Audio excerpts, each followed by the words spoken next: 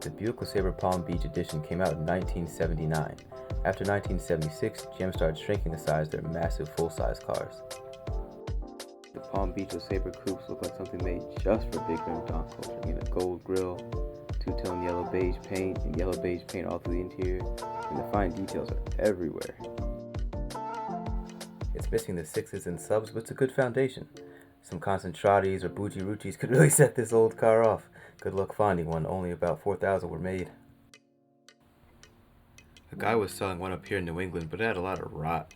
I mean, it's a 43-year-old car living in the Rust Belt, so I understand. Usually these old Palm Beaches come in two extremes. Number one, completely rotted out, which you'll usually find.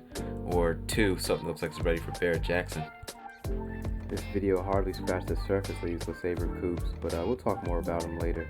E-Bike's my favorite car, so definitely see more of that. This is Crown the Rooster. I'm your host, Matt Hill. Thanks for watching.